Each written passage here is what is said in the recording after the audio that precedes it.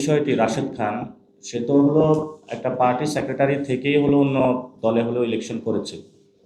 তো হলো ইলেকশনের আগে হলো বিক্রি হয়ে গিয়েছে। তো বিক্রিত মালের আলাপ হলো, আর কি বলবো। প্রথমত হলো যে আমরা আগে ইনফর্ম করেছিলাম, থানাকে ইনফর্ম করেছি, জেলা প্রশাসনকে ইনফর্ম করেছিলাম, এবং আমরা আমাদের স্বাভাবিক যে কার্যক্রম সেটা জারি রাখবো বলেছিলাম।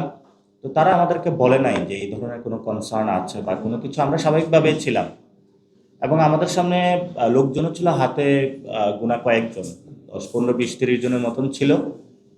তো আমরা সবাইকে ইনফর্ম করেছিলাম। দ্বিতীয়ত যে বিষয়টি, রাশেদ খান, সে তো হলো একটা পার্টি সেক্রেটারি থেকেই হলো অন্য দলে হলো ইলেকশন করেছে।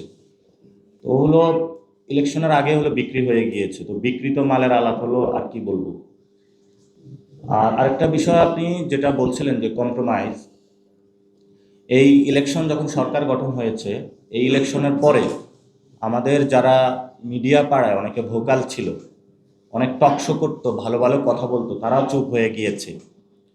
অনেক দেখবেন যে মানুষগুলো হলো জনগণের পক্ষে লড়াই করেছে।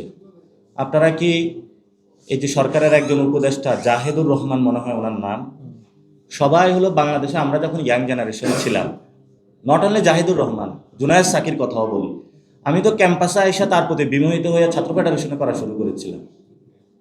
ঠিক আছে?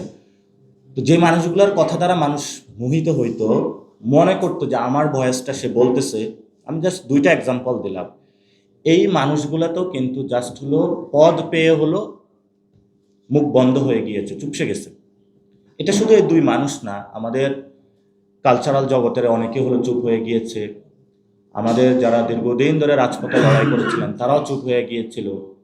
আমরা তো ক্যাম্পাস লাইফে আমরা অনেক ছাত্রকে দেখেছি যে নূর যখন মায়ের খাচ্ছিল, যে তার জন্য মাঠে নেমেছিল, আন্দোলন করেছিল।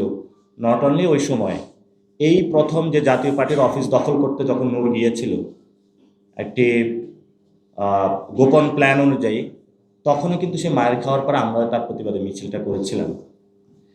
এবং এই বিএনপির অনেক নেতাকর্মী, আমরা যখন ক্যাম্পাসে থাকতাম, ছাত্রদলকে যখন মারতো তখন আমরা ক্যাম্পাসে দাঁড়াইতাম। ওরা তো হলো ওই যে শহীদ মিনার, আপনার ঢাকা মেডিকেলের এই পাশে আর আসতে পারতো না, ওই পাশে হলো চিপার মধ্যে বসে বসে থাকতো। এগুলো সবাই ওরাও জানে, আমরাও জানি। তো সেই জায়গা থেকে বর্তমানে যদি আমরা চুপ থাকি, তাহলে ভাই আমি যদি কোনো অফিসে এখনো কাজ নিয়ে যাই, আমাকে কোনো মন্ত্রী এমপি নিষেধ করবে না যে ভাই আমাকে একটা টেন্ডার দেন, আমাকে একটা গরু বাজারের ইজারা দেন, আমি কইরা খাই। এরকম অনেক কইরা খাইতেছে। তো আমি খাওয়া খাওয়ার মধ্যেও নাই, আমরা কেউ নাই। গরু গরু বাজার, গরু হাটের এই যারা ওই যে বাসের পারমিট, তারপরে হলো ঘাটের পারমিট, তারপরে হলো কি কি যেন কোথায় কোথায় করে, এই যে রাস্তাঘাটের হলো উন্নয়নের নামে যে খাল খনন কর্মসূচি, যদি 10টা খাল নিতে পারি তাহলে তো অ্যাটলিস্ট হলো কোটি টাকার কাছাকাছি থাকার কথা পকেটে। তারপরে এই যে চাল বিতরণ করে, এগুলো যদি নিজে নিয়ে টিসিবি না, টিসিবিটা এটা তো সরকারই বানাইছে, যে ট্রাকে করে হলে পচা চাল বিক্রি করা যায়, কিছু পকেটে টাকা থাকে।